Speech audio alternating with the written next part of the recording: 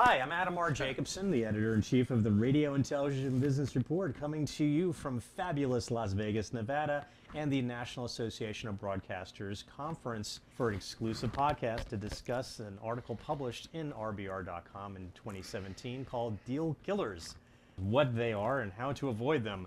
That is the actual title of that ran in RBR.com. With me are the authors of the article, Mr. Doug Ferber, CEO of DEFcom Advisors, a Dallas-based media broker, and Erwin Krasnow, the co-chair of the communications group of Garvey, Schubert, Bear.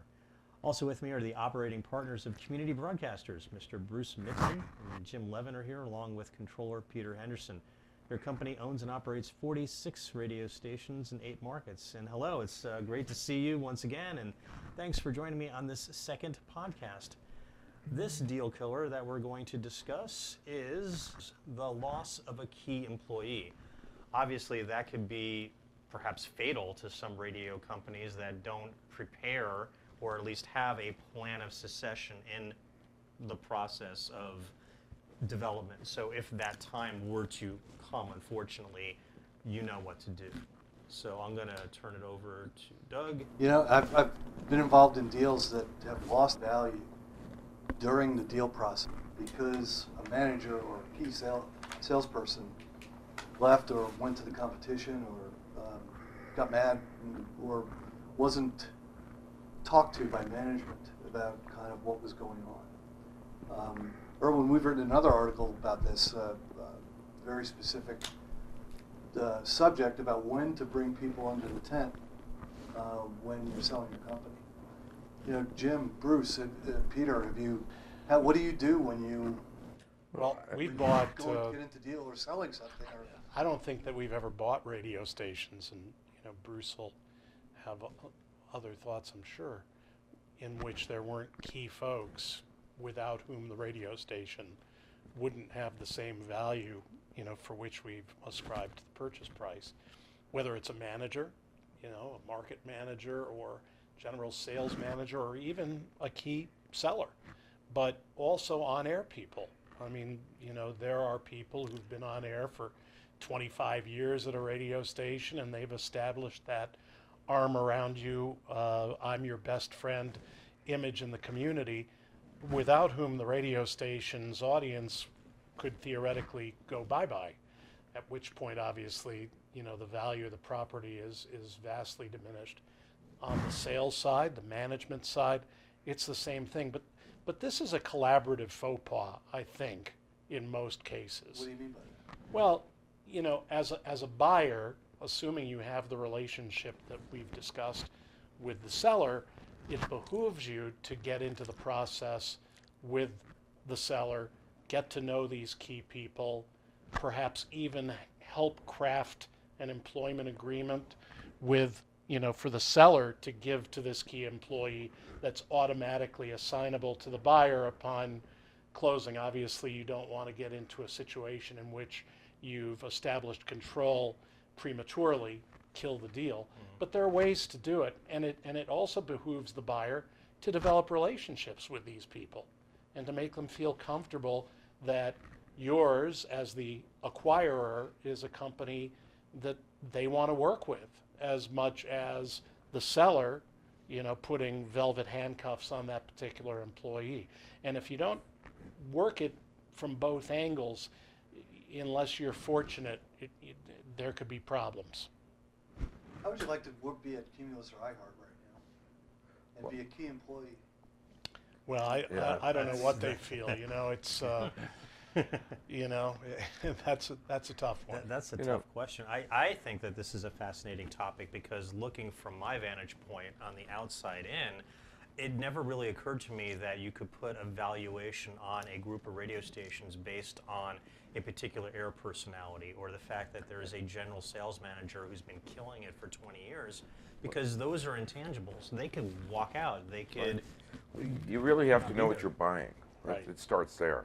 I mean, when you're purchasing something, you really have to understand what you're purchasing.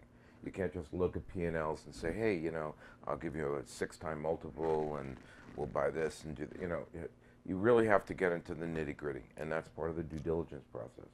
You know, you're looking at the sales data. Who's selling? Is it all one person? Is it a sales team?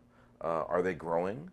Is that sales manager still here? You know, we've looked at properties where, you know, people said, "Oh, I got rid of the sales manager because it really didn't do much," and then we look and realize it represented 35% of every sale, so we didn't do a deal, or you know, or that personality went across the street and really didn't matter to us, and you know, we won't do a deal because we know that that personality has an impact. So you got to really understand what you're buying. You have to understand the cluster, if it's a cluster, or a single station, whatever it is. You got to really understand it. So my follow-up is, okay, you have a Class A.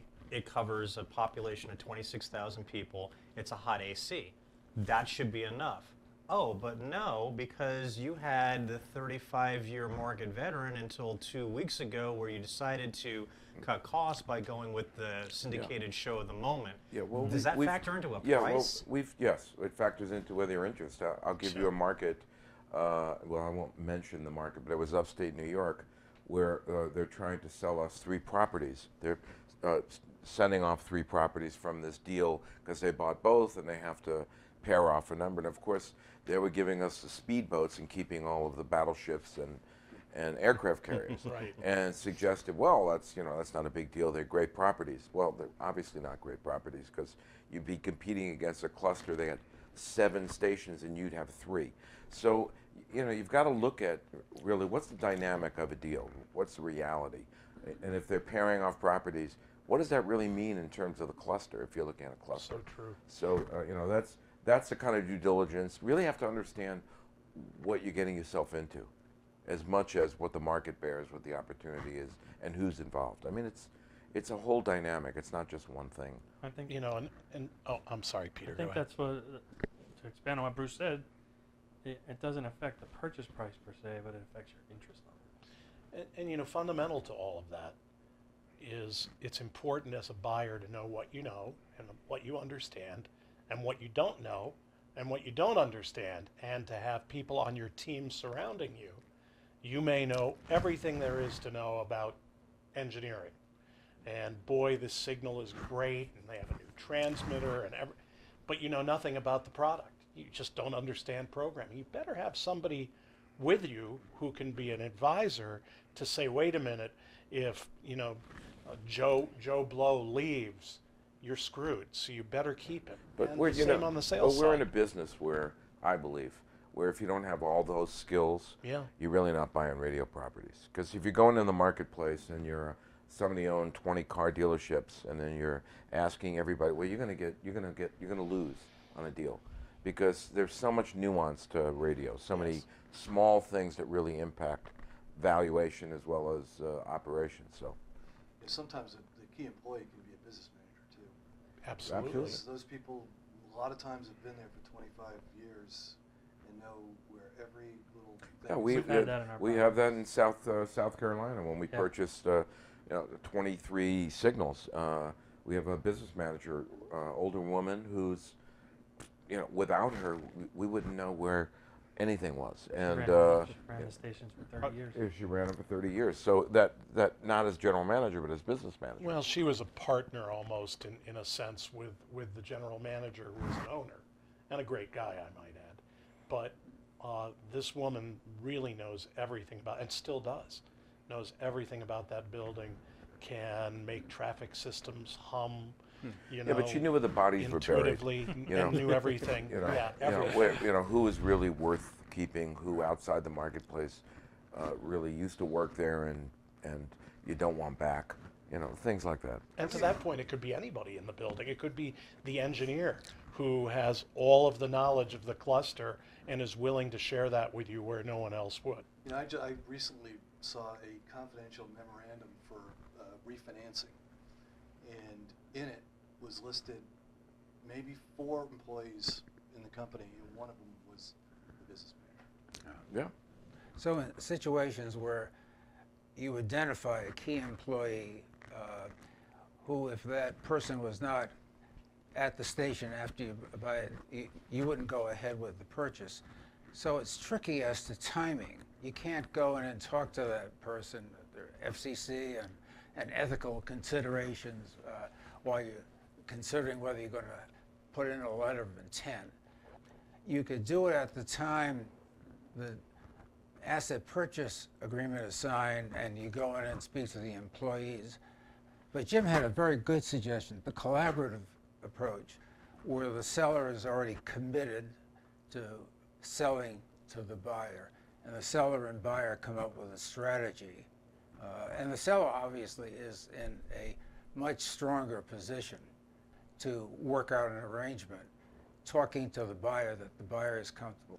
Well, I think that this was a very productive discussion. I'm glad that I'm here to learn a little bit more about this, and that covers deal killer number 2. I want to thank everyone in this room, and don't miss finding about all the killers of broadcast station acquisitions in future podcast segments. So this is Adam Jacobson.